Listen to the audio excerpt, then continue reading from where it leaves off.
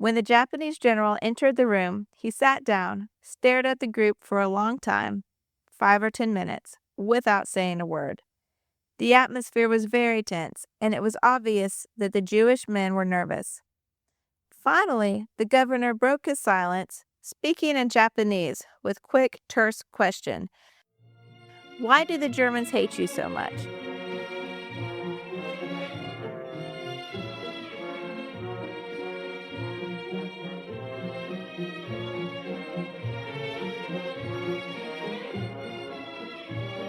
When you read a good book, or even a series of books, you can start at the first chapter and start reading. When you get to the end, you close the book and you're done. You've heard the story that was there. History is a bit different. No matter how many details you get or how thorough you are at trying to understand the story, the problem is that history isn't just one story. It's everybody's story. It's all the stories.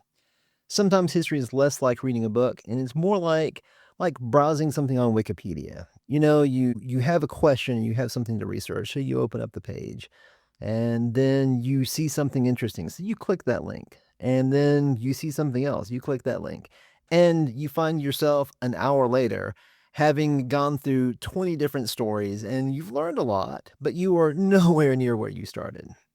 Something catches your attention, you think, well, I wonder what the story is here. Well, we are no different. So a while back, we recorded an episode about the Kindertransport. In the 1930s, the Nazis in Germany waged a campaign of oppression against the Jews, trying to encourage them to leave. By the late 30s, the immigration quotas of the countries around the world had been maxed out, and the Jews were left with very few options of places they could go.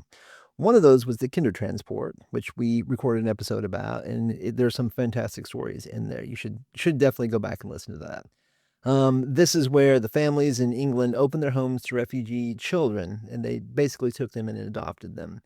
Other places that were open were the Dominican Republic and Shanghai, China. Something that caught our attention as we were going through here was Shanghai, because it's easy to think on the surface, oh, well, that's great. They went and hung out in China for a little while. But the problem is that at this point in time, Shanghai, China isn't controlled by China. In fact, it's not that long before this point in time that Shanghai is taken by the Japanese in the single largest and longest battle of the Second Sino-Japanese War. So the context is this. You're a refugee. You're going into a refugee camp in China under the control of the occupying Japanese, who at this point aren't particularly well known for their hospitality in this area of China. And then you further realize that not too far from this point in time, Japan allies itself with Germany in World War II. So the question is, what happens to a refugee in Japanese-controlled China when the Holocaust is going on? And then the Germans come and suggest to their allies they've found a solution to the Jewish problem. Well, we needed to know. After Hitler came to power, things became increasingly difficult for the Jews, and many of them looked around and thought, wow, this is not going in the way we want it to go. So they decided to leave Germany. It was pretty easy before 1938 to try to get out of Germany. In fact, the Germans wanted Jews out. It was, basically, we don't want you here. If you're able to find another place to go, awesome, please do. And so German Jews started applying to basically any country they could find. South America, Dominican Republic was actually the only place that kept their doors open for Jews throughout the entire war. It was the only sovereign country to do that. Cuba, the United States, of course, Britain, other European countries, anywhere they could go, Australia. And so many were able to get out, but eventually immigration quotas across all the countries at different times filled up. There was, at one point, so many Jews applied during 1 year. I think it was like in 39, 40, that it would have been 11 times the amount that Jews were allowed to come in for 1 year. Yeah, for the United States. And you had the example of the St. Louis ship that we'll get to in another podcast that came and was actually in Miami Harbor talking to people in Miami and they were basically like, yeah, we're not going to let you in. So you have examples of that, trying to get into different countries, unable to. And there was one place that took them in as much as possible until Kristallnacht, and that was Shanghai. After Kristallnacht, which was in 1938, and it was called the Night of the Broken Glass in Germany, things got much worse for the Jews. And they were able to still get to Shanghai because of a man named Ho Feng-shen, who was a diplomat from Shanghai to Austria. And he was able to get thousands of visas for Austrian Jews, like against what his superiors told him to do. That he found reasons for them to go. So, wait, so his superiors told him to shut it down, and he was like, "Nah, these people need to get out. We're gonna find some way to get them out." I mean, they didn't say completely shut it down, but it was like let's not do this much anymore, unless there's a good reason. So he just found good reasons. Yes. And so much so that they had a whole section of Shanghai called Little Vienna, you know, for Vienna, Austria. But yes, so they still found ways in. There was, as we talked about, the kinder transport, got some children out when Britain had become closed to adults. And so they were basically trying anywhere they could go.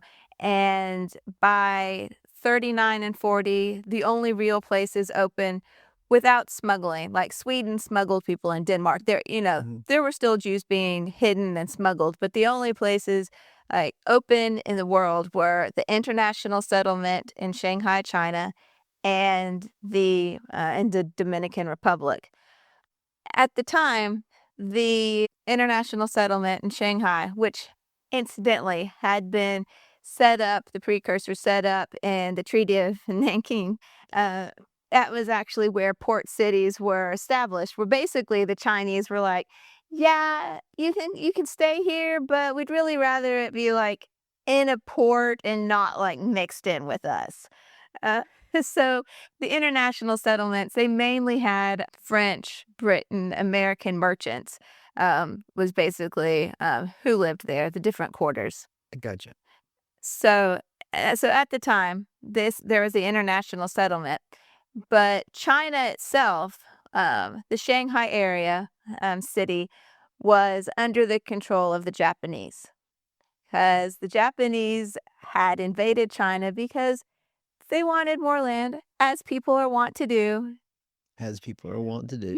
Expand their territory. In 1937, they started the Second Sino-Japanese War, which started with the Battle of Shanghai, which, it was 1937. The only thing really interesting about it for people of military history that like that kind of thing is that it's considered the first urban warfare.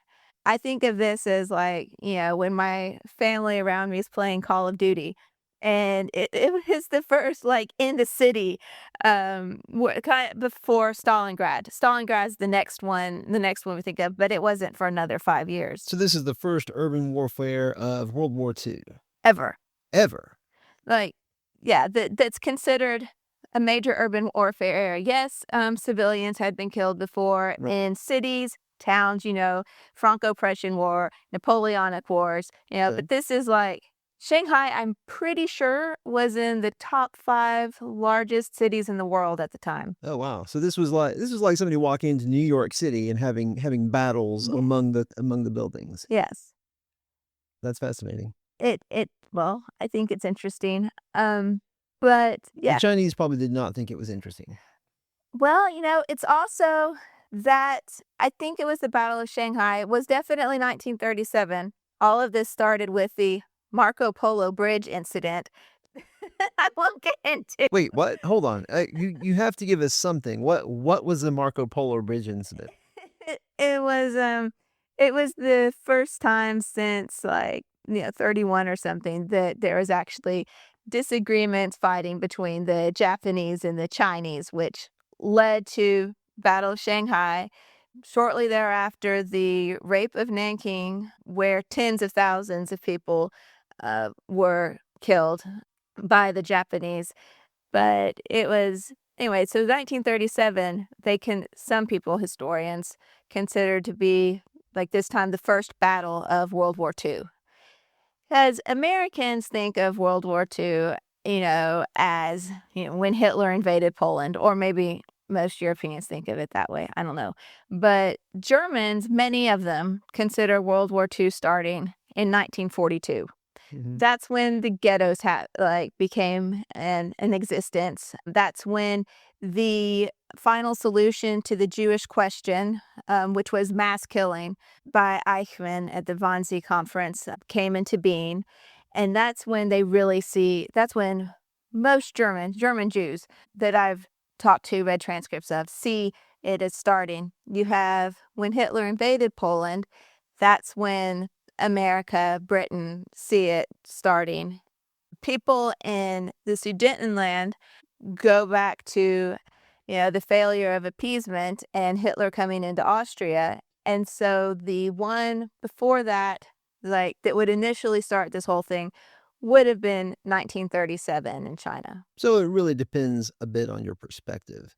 I mean, so like you said before, if we look at Japan invading China, and then Japan was involved in conflict of some sort all the way to the end of World War II with the United States, then that would say, yep, Japan was started it and ended it. Yeah. Perhaps. Yep. There are so many ways you can look at it. There's so many ways. But yes, that many historians that look at the whole war as a whole would pin it in Asia then. So in the years between Kristallnacht, which was November in 1938 through 1940, so that's before America and Japan, it's before the bombing of Pearl Harbor, immigration in this area of Shanghai increased from 1,500 to 20,000. Many of those Austrian Jews. It's important because of our Chinese guy who was getting them out. Yeah. Cool. Yes. But it's important to note through all this that these new immigrants, it wasn't like they were just thrown into this mess along the way. They were helped along the way by various people, and we'll see, but it was a collaborative effort when they came to Shanghai. And before 1941, there was no Shanghai ghetto. That when people talk about the Shanghai Jews during the war, they refer to the Shanghai ghetto, which brings images of the Jewish ghettos in Germany, surrounded by barbed wire and stuff. Well, even though the Germans asked the Japanese, told the Japanese to make a ghetto like that and implement the final solution of the Jewish problem to gas them, the Japanese did move them into this smaller area, but they didn't have barbed wire or concrete barriers, and they let the Jews patrol themselves. But this didn't happen until after Japan had bombed Pearl Harbor and Germany and Japan were allies. So before that, there were a bunch of Jews coming to Shanghai, and, it was kind of crowded, but nothing like what happened after 41. And even more after 43, which is when it was actually established. So today, I want to talk about the experiences of people getting to the ghetto, and in the ghetto, people that helped them along the way while they were there. So I'm going to talk first about Hella Levy. Her husband was in a concentration camp, and she was able to get him out of a concentration camp by having a ticket for him to go. She was actually there and watched, and she left on a ship. And while she was leaving, she saw some of her relatives just taken away, and found out later they were killed in Auschwitz. Both of her parents, who refused to go to Shanghai because she left before things got really, really bad. And the feeling of the vast majority of German Jews and they call themselves German Jews because they see themselves more as Germans than of Jews, as of Jews. And they didn't believe things would get worse, and they were taken to Auschwitz, her parents were, and killed. Right. Nobody expected it. They thought, yeah, this isn't great, but sometimes things are rough, or the tides of public opinion will change, and then we'll get past this. No big deal. Yes, I mean, and we also have to keep in mind Hitler was improving the economy. More people were back to work. It wasn't like Germany was falling into disarray. It was actually getting a lot better than it had been during the Weimar era. So it's like, yeah, the Jews were being treated bad. There were laws against them, but it wasn't anything that people saw. It was just a little bit at a time. So it wasn't anything like they saw a reason to leave. Because you have to remember, so there were a lot of conflicts and political issues before Hitler came to power, especially with the communists. Then Hitler came to power. A lot of things happened the first year: the Enabling Act, an editor's law, the sterilization law, just a lot of things. The Reichstag fire, I could keep going. And that happened the first year. Hindenburg didn't die until the next year. He was the president at the time, and then Hitler had complete control then. But between like 33 and 35, September of 35, there was nothing really huge. So in 1934, it was like there was this new normal. Until the Nuremberg laws. Yeah, Nuremberg laws were September 1935, and that got rid of Jewish citizenship, tracked Jewish blood, and went back several generations, and they would track it. And as we'll see in a few minutes, one guy was actually out of the country when this happened, and they took away his citizenship, and he came back and was just like, "What? Surprise, you're not a citizen anymore." This seem right to you? Right. But that was in 95 or 35, and then still things were pretty smooth. I mean, it wasn't great. People were racist against the Jews, but it wasn't, constant like walls and things happening until Kristallnacht in November of 1938, which still nobody really saw coming. So, you had, but by that time, Kristallnacht, all these other countries had filled their immigration quotas. Right. There was no place else to go. So there was no place else to go. But I just want to tell you a Hella story. I'm going to read from her transcript. When I pick up with her, she's on the ship going to Shanghai. She says, quote, "The condition on the ships were fine. It was a regular private boat. It was not a troop transport. Passengers were all Jewish, and you were put wherever, first class, second class. It didn't make any difference. The food was reasonable food. I don't know how they did with people who were Orthodox. I have no idea, because I wasn't, but I guess they may do. And we made a trip around the world. Actually, we went to all these countries: Hong Kong, Suez Canal, India. We crossed the Red Sea. And wait, no, they were not all Jewish. Come to think of it, there were other passengers, because there was a couple with 2 children, non-Jewish, who got off in Bombay. And I remember now, so there must have been non-Jewish people on the boat too. But it could have been a pleasant trip if it wasn't that we were so upset and nervous, of course, worrying that the ones we had left behind, and most of them had, at least, I would say, 99% of people on the ship had somebody left behind, and people already in concentration camps. Sure, we were worried about it. That's why it would have been a beautiful trip, but we had nothing of it. Absolutely nothing. And Jewish communities, like in Bombay, they came to the ship, and they brought clothes, and they brought us things like that. And we left those places with fairly good stuff. The ones who traveled with us, I got acquainted with, and they were pretty nice. Of course, we had nothing to take along with us, no money, and we really appreciated the things that people gave us. And that was in April. So it was a 4-week, end quote. So this was a 4-week trip. She talks about, the things that people along the way gave them. Now, Hella herself was middle upper class. So she's arriving there, as she said, she couldn't take much money, and the people on the ship appreciated the things. She did not necessarily need the things from, Bombay, the things offered to them, Mhm. but she was, talking about how people had helped them along the way, because, you see someone from your community, and even though concentration camps weren't really known then, it's still a refugee ship of people that need help, and But it's really cool that people from those communities came out to help them along their way. yes, Right. yeah, and kinda surprising too, it was to me, I don't know, I just have trouble envisioning a Jewish community in India coming to the If docks. they're there and they know that somebody's coming, they're gonna go take care of them. Right. That's community. It really is. So, quote, Shanghai was, at that time, already under Japanese occupation, and the district where they took us was completely bombed out. And when we arrived with the ship, we were loaded on a truck, standing up, and when we drove through these places, all bombed out houses and everything, coming to a place like this, it was just horrible. And where we stayed, these were all schools which were built up by people who had come previously. And they were built up, and we were in a so called camp.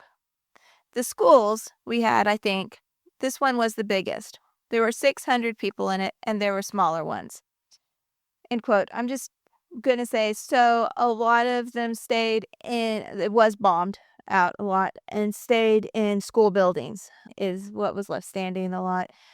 One of the men who came in earlier and helped was with the Joint Jewish Distribution Committee. And some of the people, this was Hans Ahrens, but he was one of the ones that got there first, and they would set up um, ways to deliver food and supplies and things to the Jews that arrived. And so when she talks about being loaded on a truck, well, yeah, that's all they had, and they were supplied by this committee that had, outreach into different parts of Shanghai, different parts of the world, including the United States at one later on, but they were able to help and extend, um, donations and things to the people who were in Shanghai. She said, quote, most people lived about 10 to 12 in one room, 10 to 12 couples in one room. These were all iron beds, bunk beds. The men slept upstairs and women downstairs. There was no privacy. All the privacy they had was a sheet around the beds. This was the privacy there was. Cooking was Chinese food on charcoal stoves, but we were kept alive, let's say it this way, by the American Joint Committee, because they supplied us with food. The food wasn't good, but it was enough to survive on. And we built up, really, for some reason or other, we built up our own community. And people started having little stores where they sold to others. And you worked for the Joint Committee, and you got a small amount of money for it. We worked. My husband was a mechanic, and he worked for them. He repaired the beds and all kinds of other things. And then I started working. And my profession is a kindergarten teacher. I was in Germany already. And there was a new children's home in Shanghai, and the kindergarten was really beautiful, all modern facilities. And for a while, I was in charge of it. First, I worked for it, then I was in charge of it, until it was given up after a while. But it was still there for many years. We were lucky because my husband, as I said, my husband was a mechanic.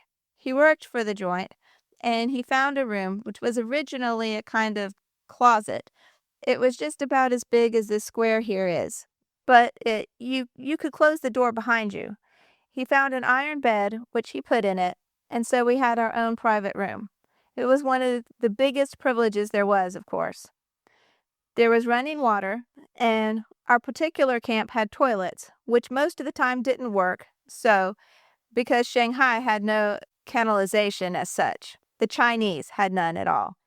And they had these, what do you call them, basins. They were picked up every day and emptied. And most of the other places had the same thing. Like you have in the country, there was no plumbing, and you couldn't drink any water. The water had to be boiled. You couldn't have any salad or anything like this.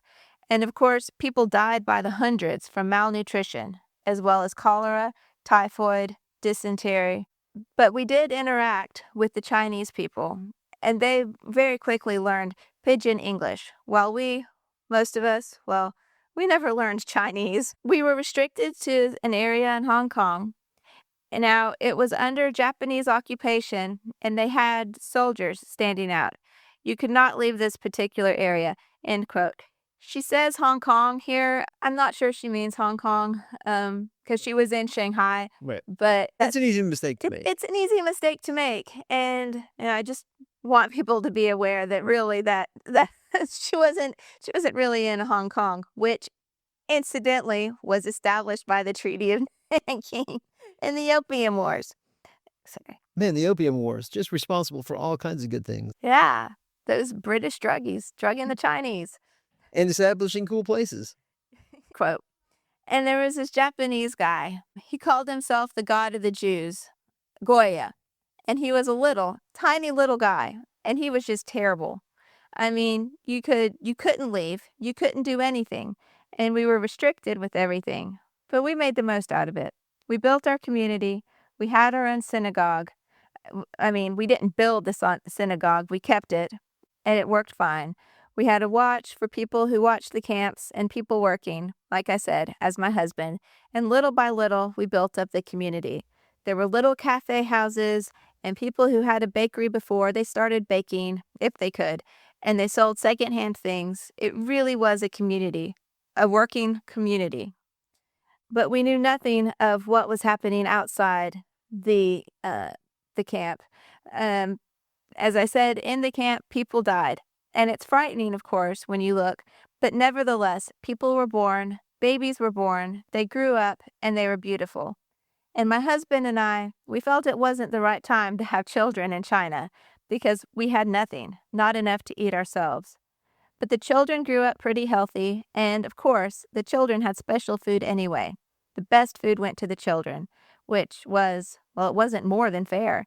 The cooking, for our children. They lived on potatoes and carrots for many, many days in a row.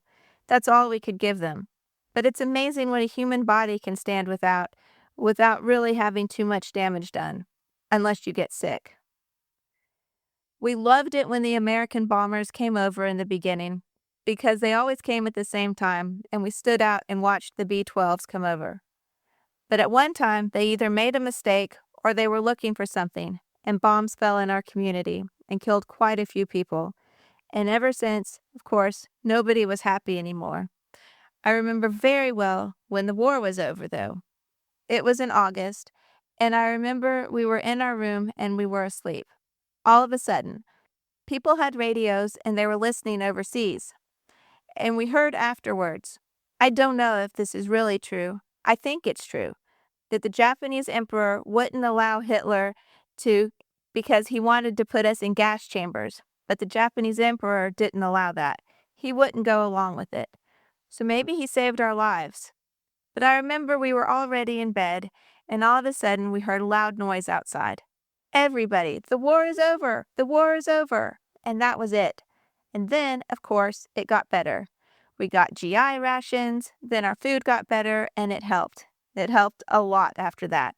Of course, people started to get affidavits from, people didn't get affidavits, but we got mass affidavits and could go to Israel or to the United States, and gradually everybody left, or to go to South America.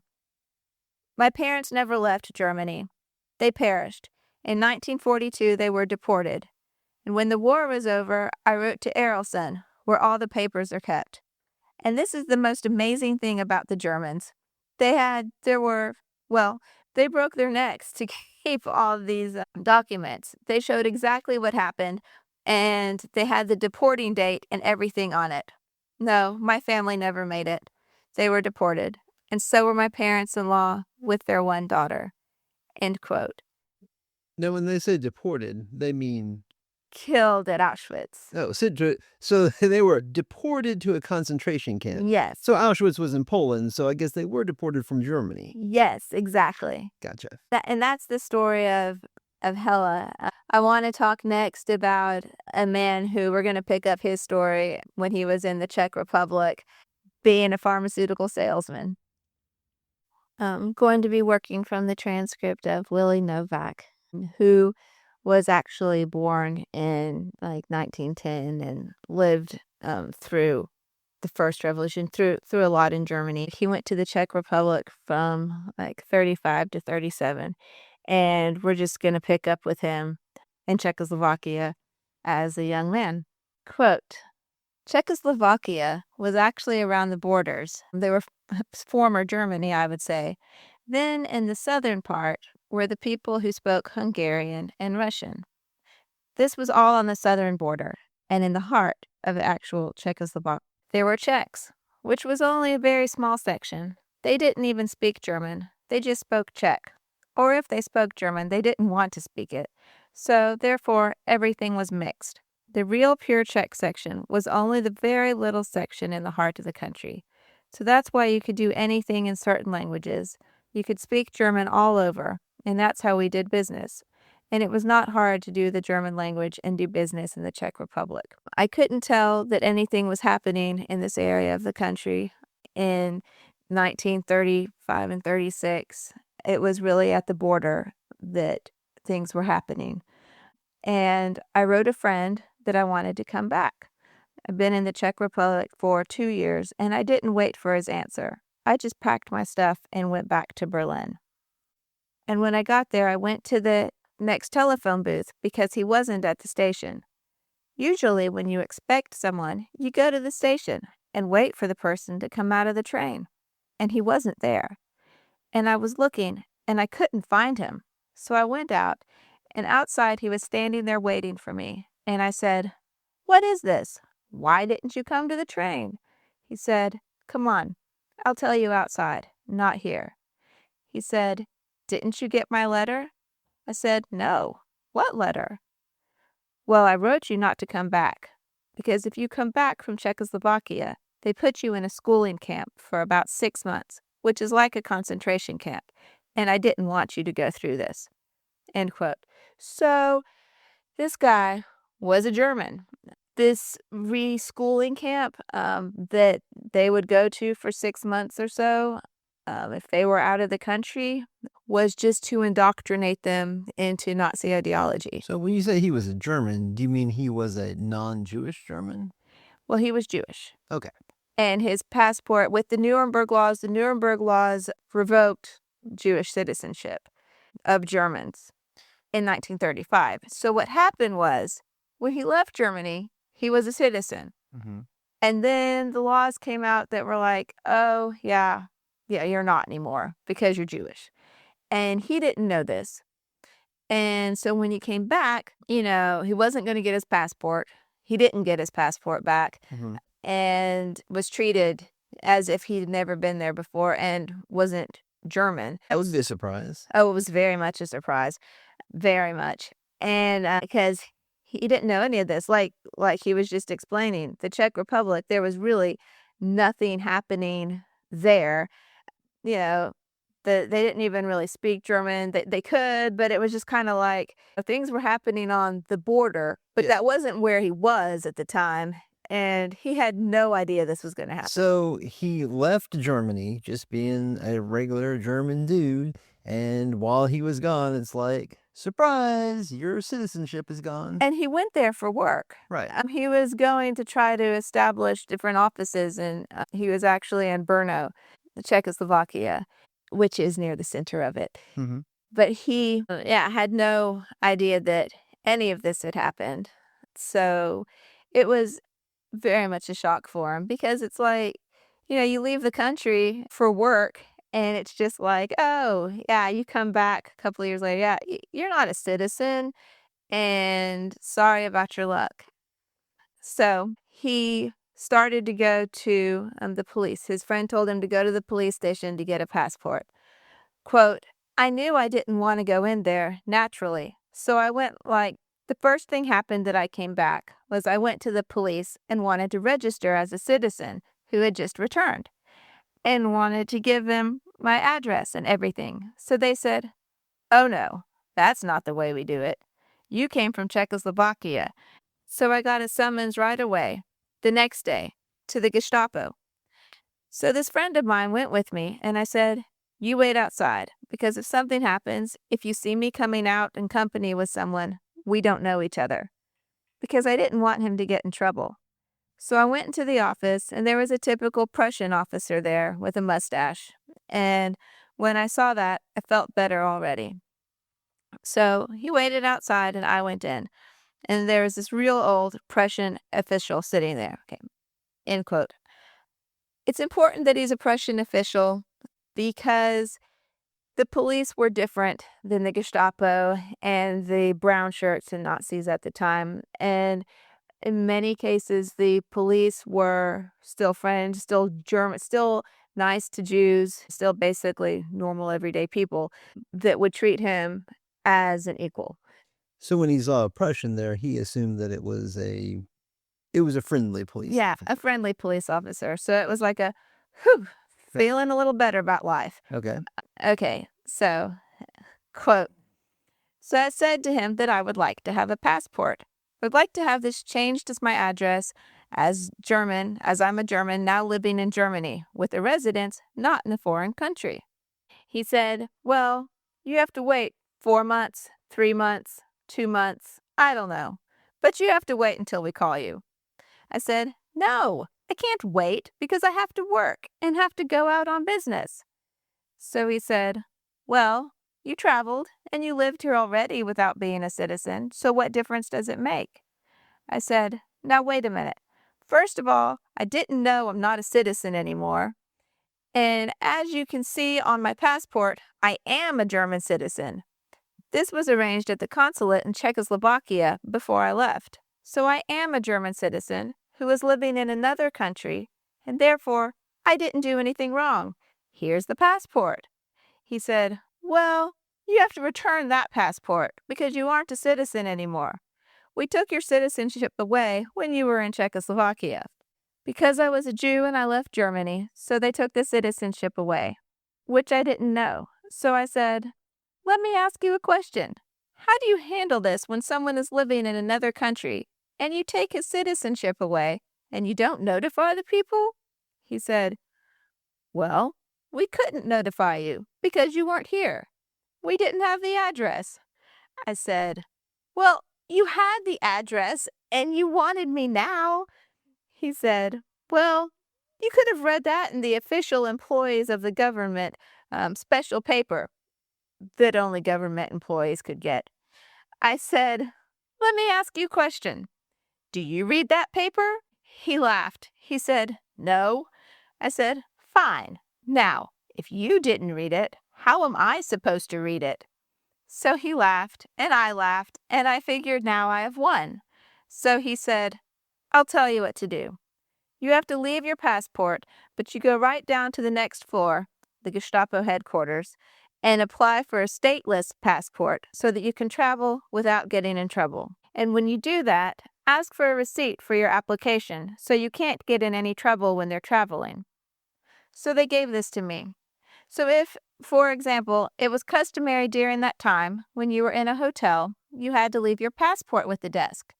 And then when you leave, you get it back. So I said, "Well, if I have no proof that my passport is even a stateless passport, what am I supposed to do?" He said, "Okay, I'll give you a receipt that you've applied, which you can take with you so that you are protected in case you have questions, or in case you have any questions." This was exactly the way it happened. Nobody bothered me. I had my proof that I had applied for a stateless passport, and when I returned to Berlin, I got notice that my passport was ready to be picked up. The first thing I noticed in Berlin was "Jews Not Wanted" signs in every store, in every restaurant, and all over. And I was well known there. I had traveled for years, and I knew every hotel. So they were always small hotels which did not display that particular sign, and I used to go to those hotels and stay there. I came to one hotel which I knew before, and I went in the dining room after I had taken my room, took my clothes, and refreshed myself, and so on. And I came into the dining room, and they greeted me already as an old friend. When I was ordering the dinner and reading the menu and giving my order, I looked up, and behind the wardrobe stand where you put your clothes was that sign, Jews Not Wanted. So I said, "Call the owner." And it was a lady. She came out and she said, "What's the matter?" I said, "Cancel my order and cancel my room. I'm leaving." She said, "What's the matter? Why?" I said, "You see this?" So she took a coat and she hung it over the sign, and she said, "Do you see that sign?" I said, "No." "Well, what do you want?" This is the way they handled it.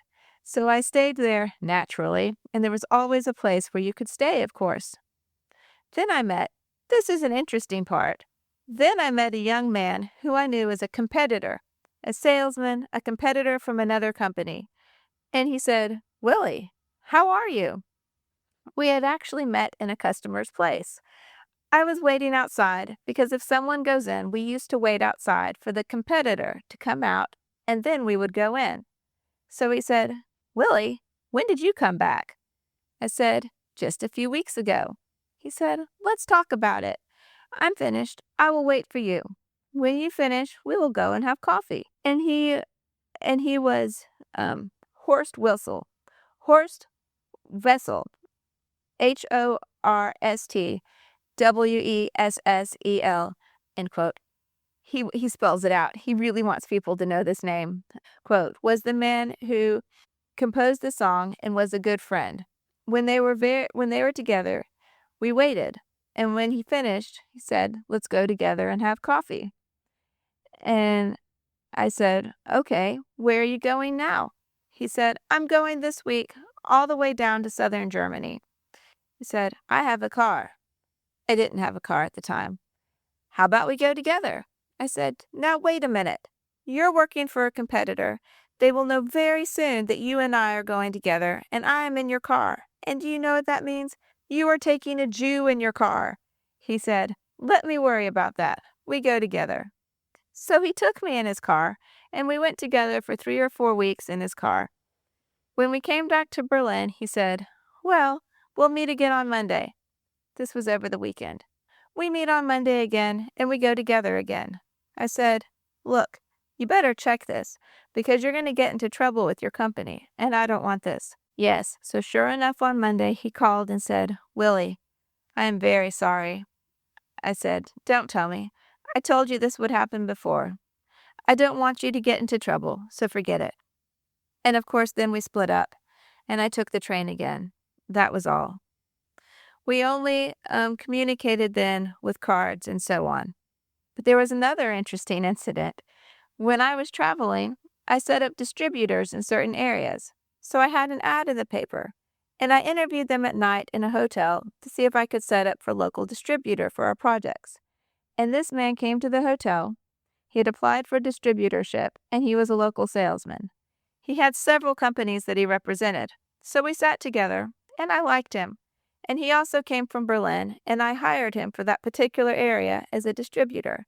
And one day he came and said, "This is interesting."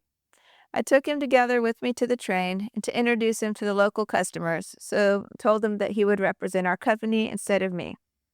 So one evening we were in our hotel after we'd worked together and made our reports, and he said, "A funny thing happened.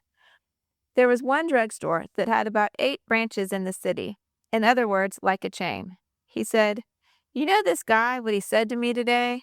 I said, "No." He said, "You know the man with whom you're working? Well, he's a Jew." And he, the salesman, laughed. Would you believe that? Now, I was fast thinking. I figured if I say something now, I pull the rug out from under his feet. So I didn't say anything. I didn't say yes or no or nothing. I just didn't react to it and let it go. And I had made up my mind when I came back to Berlin that I'd meet him, that I would tell him. And we worked together. We continued working. Everything was fine.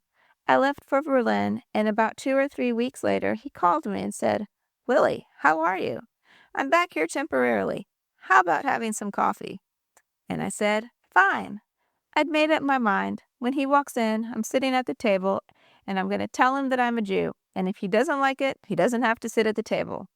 And he came in, and I was already waiting, and I said, before you sit down, I want you to know.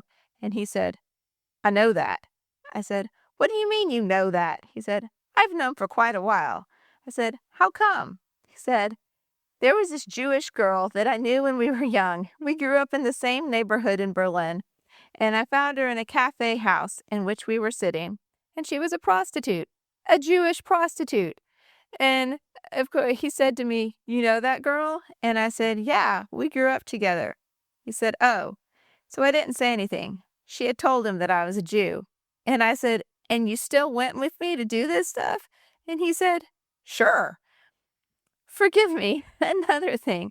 I had all my customers, as I told you, and a few customers, one in particular. I remember when I came back from Czechoslovakia, he said to me, I thought you don't live anymore. I thought they killed you.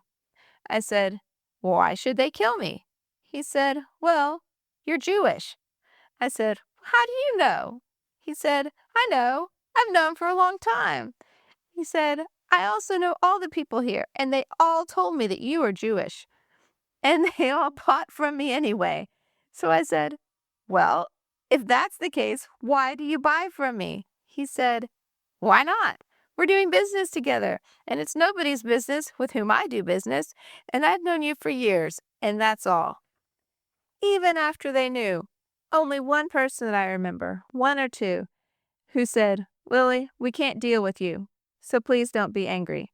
We would like to have you come by in the evening or something, but not on business.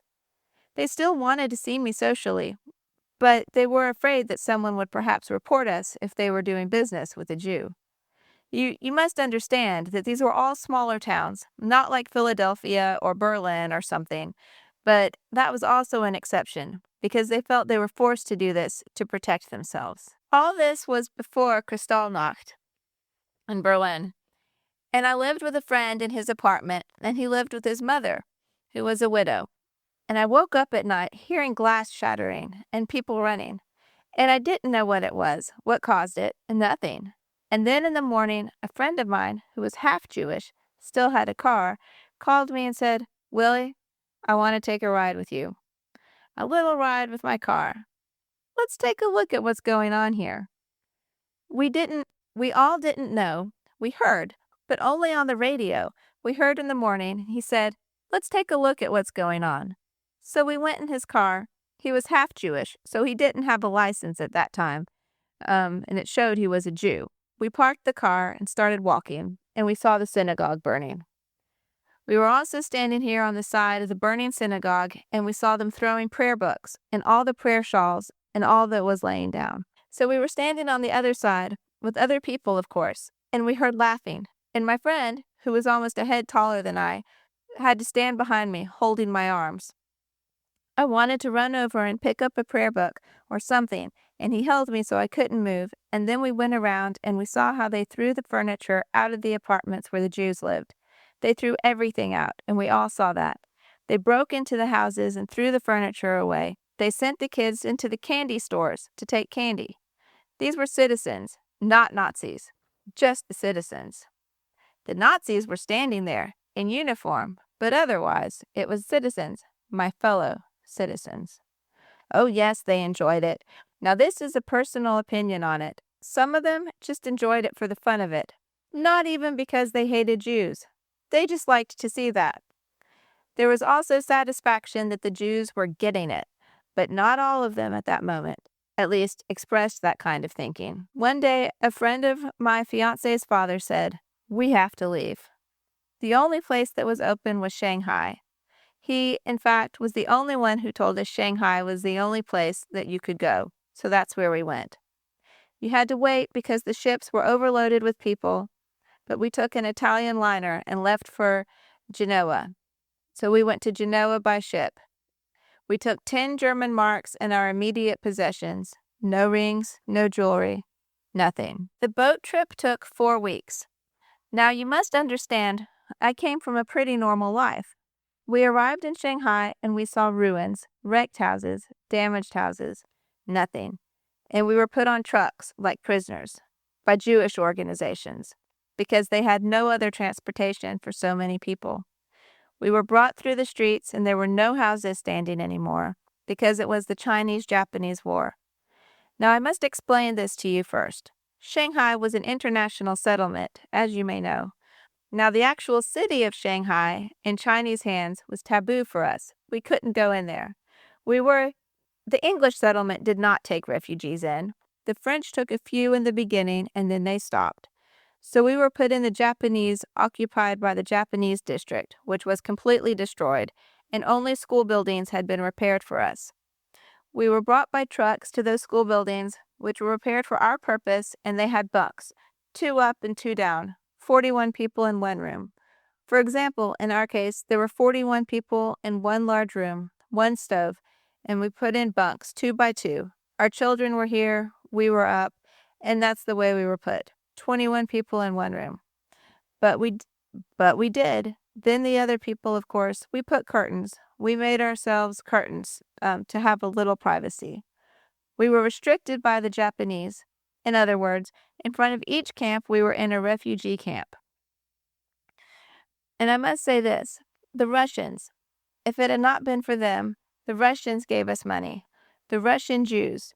For this particular action that was given to feed us, for example, there were kitchens, we called it. In every home or camp, there was a kitchen where we were fed. Yes, we would stand in line to get our food. We would go in and eat it in the room that was financed by the Joint Distribution Committee. The Joint was financed at this time temporarily by Russian Jews. In Shanghai, they gave the money with the understanding that after the war they would be reimbursed. So they gave the money so that we could eat, and they got reimbursed later. But I don't know if they ever did. I have no idea. They lived in the French section mostly. Actually, mostly in the French section. Okay, so there were different Jewish groups at the time in Shanghai and the international settlement. Russian Jews came around the time of the Russian Revolution, so 19 teens and 1920s, fleeing the pogroms, which were, racist things against Jewish people, kind of like what the Nazis did to the Jews, but, they're fleeing the Russian Revolution.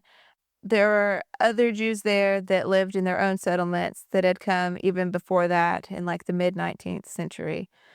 Anyway, so the Sephardic Jews lived mainly in the business center. Quote, "When the war started, our section was completely closed off by the Japanese. No one could go in or out without a certain special pass that they gave out. You had to apply for it. For example, Elsie, my wife, worked out of the district that we were in, and she had to have a special pass for the time she left for work and when she came back. That was the time she was permitted to go out of the district. And there is another thing they did, which was very smart. We ourselves controlled our own people. In other words, they set up a militia consisting of our people under their supervision, and every soldier, for example, the entrance to the camp, the exit to the camp, everything was controlled by us. We were picked out from them. They picked out certain people and a certain leader who would be in charge of the area. For example, an uncle of mine was very friendly with the Japanese officer, and through him I was friendly with him. But that was about it. But there was a little more on the Japanese side, and taking more advantage, shall we say." End quote. So this next part, I don't usually read the interchange between the interviewer and the interviewee to try to make more sense and be more coherent, because it can be confusing when you go back and forth. But this next part I think is very important, so I'm going to go between interviewer and interviewee.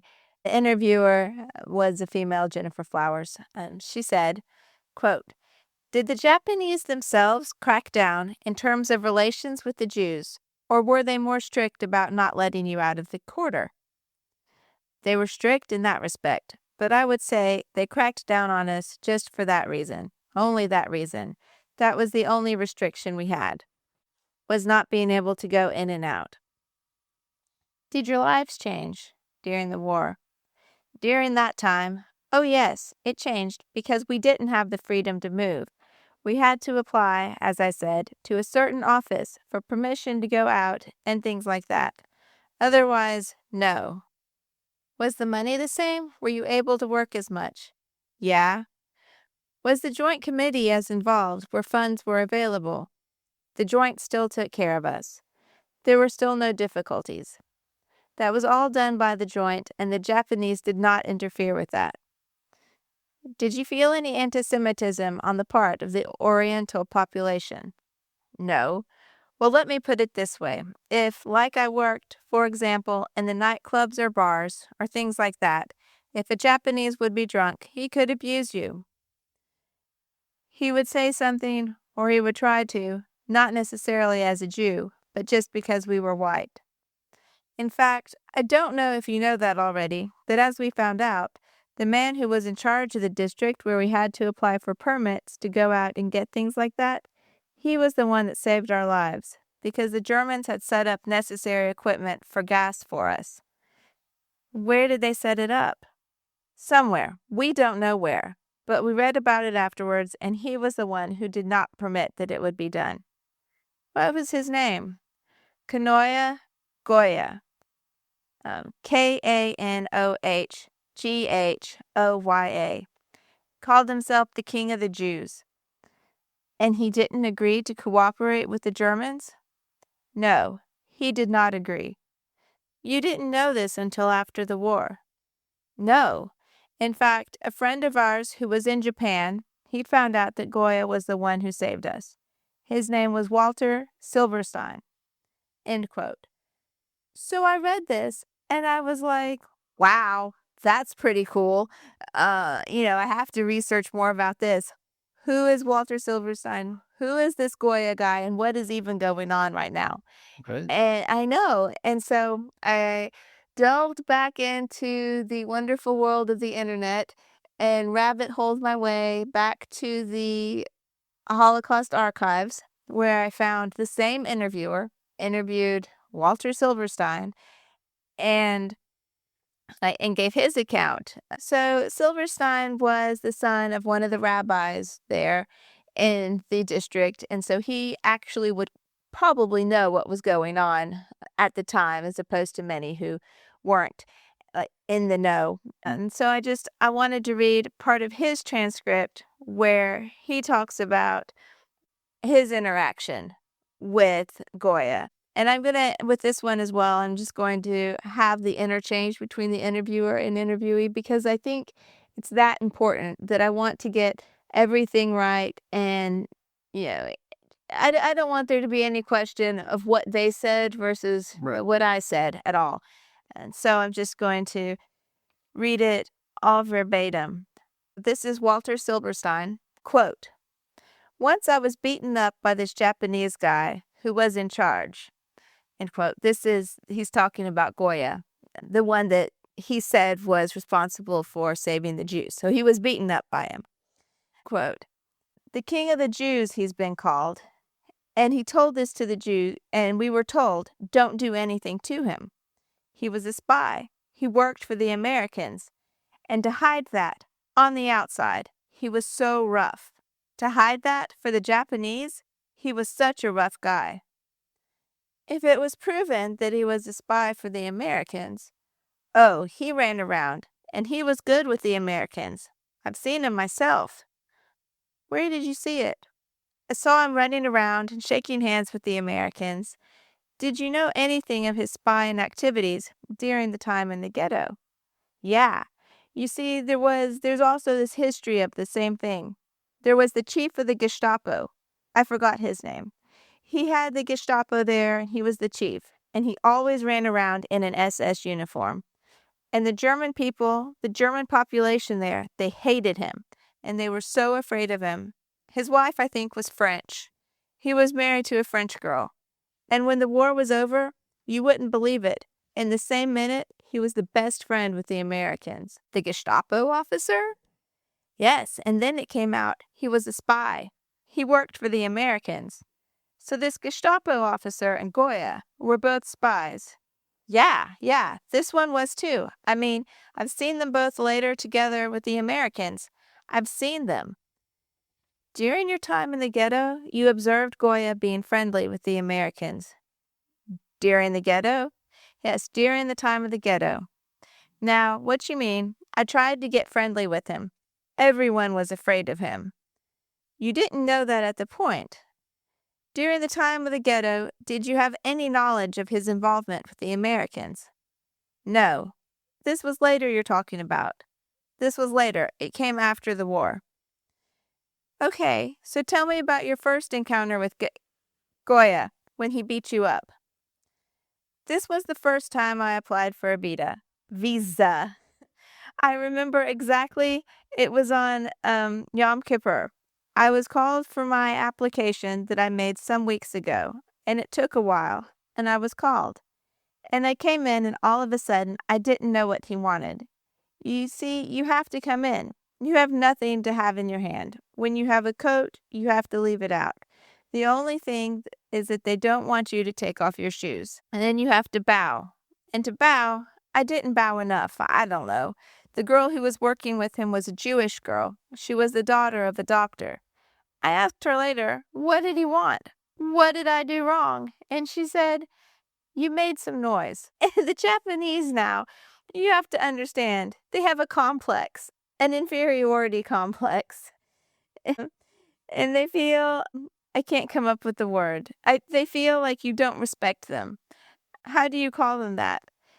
Every Japanese has an inferiority complex. So maybe he thought I was making fun of something or that. And so he hit me.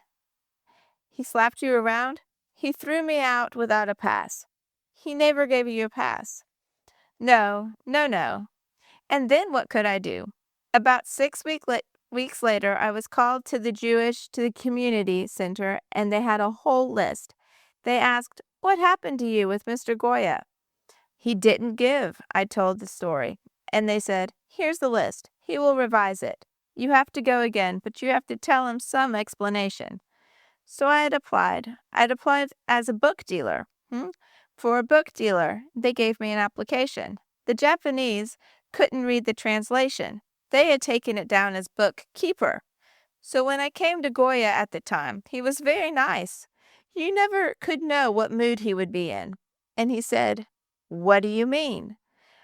Why? And I said, it was a mistake. I applied as a book dealer, not a bookkeeper. And so he started laughing. Oh, such a mistake. Oh, yeah. Here's your pass. But I had to go every month for a new one. And then you were permitted to be a book dealer in that pass. Yes, not a book dealer, to leave the city. To leave the city, what did you have to do to leave the city? I had to be back in the evening, back into the ghetto. I didn't go every day. It was only when I had business, of course. This started in the fall of 1942 till the end of the war. And I would say I never had any quarrel after that with him because he knew exactly who I was. He had a good memory, and he never quarreled with me after that. But a lot of people had quarrels with him. Everyone was afraid days before he had to go there because you could never know. He could put you in jail. He could do anything. What language did you speak with him? English. In English. Did you have any other experiences with the Japanese authorities in the ghetto? I was beaten up once again during an air raid by a guy I didn't know. I had air raid patrol to make, and I was smoking, and it was a blackout.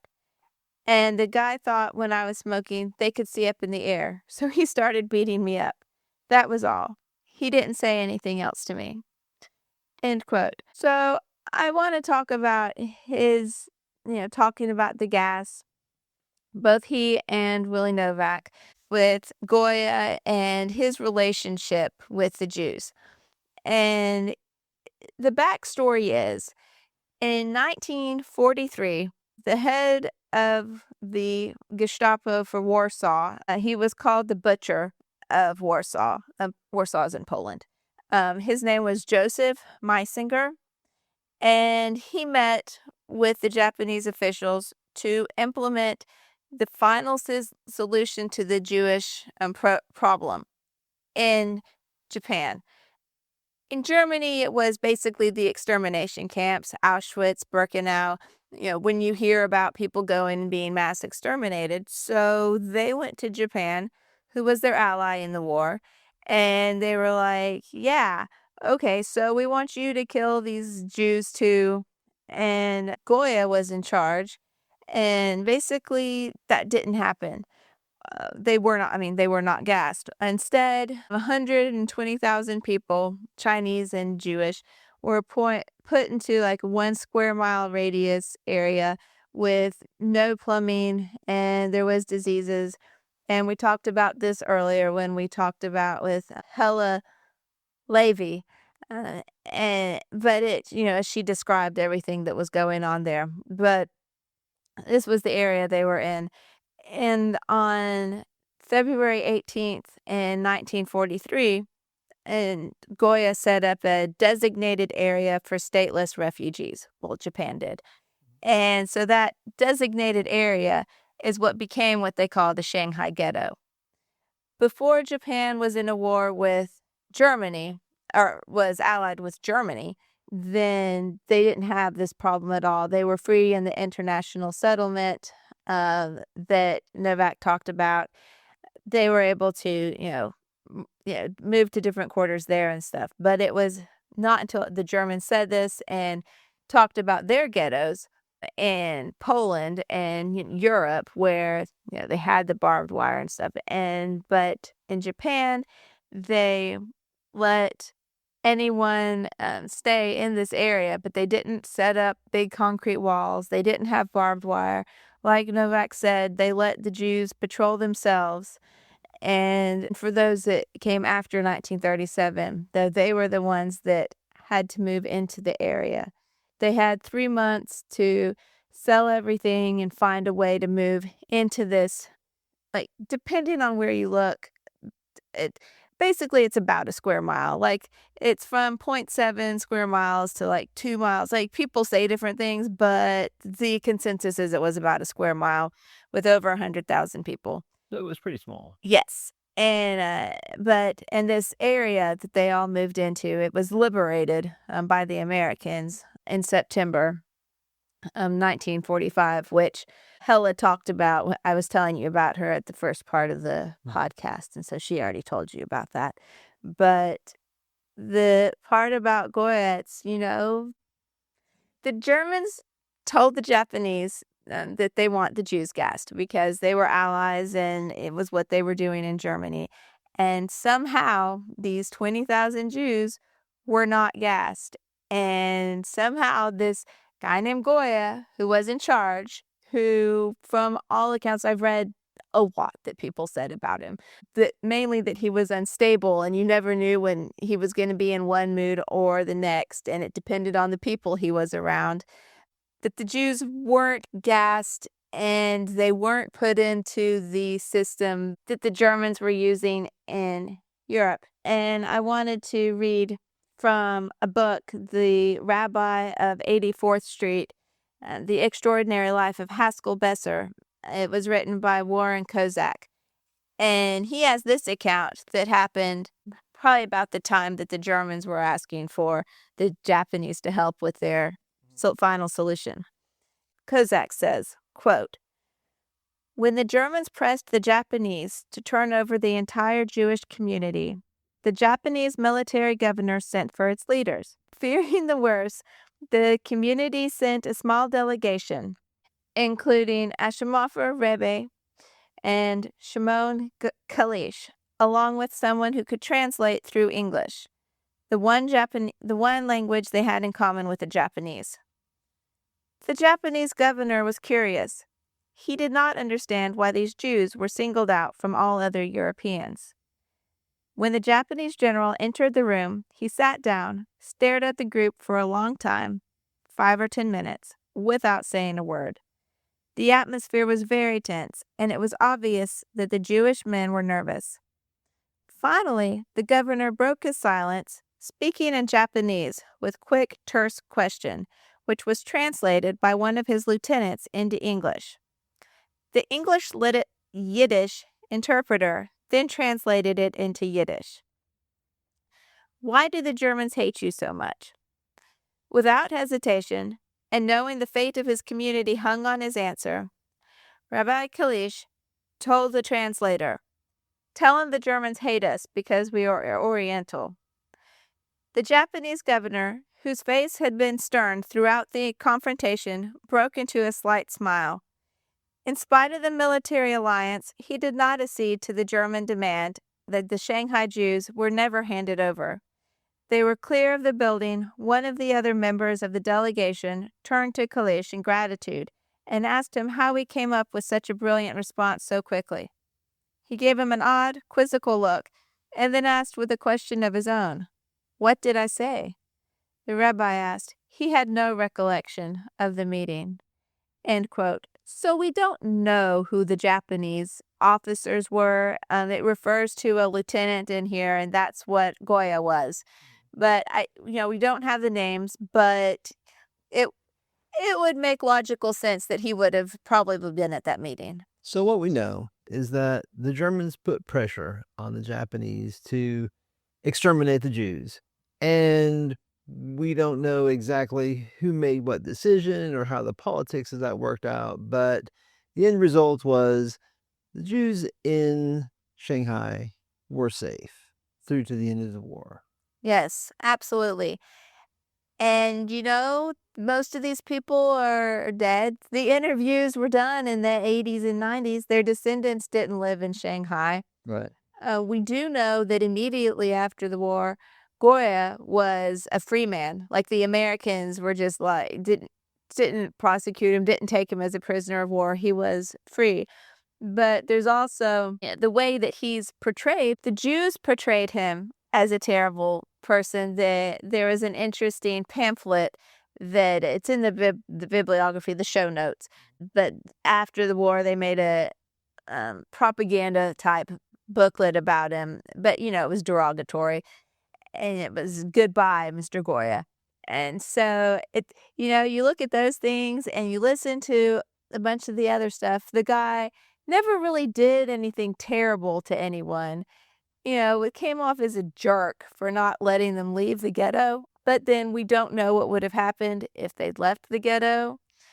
We don't know what was really going on with him. I just know, as Hella told us earlier, we heard what she thought about the Japanese and the emperor and that they saved their lives. And so did Novak and Silverstein. That was what they came away with, was somehow they were saved, and this was the guy that was mainly in charge of their ghetto. Take that however you want to, but the Jews didn't die. Right. They were not gassed. Right. At the end of the interview, the interviewer asked him, "Why did you leave Germany to go to Shanghai? Was there something about Shanghai?" And he said, this is back to Nowak. He said, quote, "It was a very tough time because you didn't know what was going to happen to you. Shanghai was the only place that was open. We didn't go by our free will. We had nothing else. We had two choices: either go to a concentration camp, because we were told, if you don't leave, that's where you go. So there was nothing else to do. We had to go. What did we know about Shanghai? Nothing. And there was no other place because we didn't know anyone else. It was pretty tough." End quote.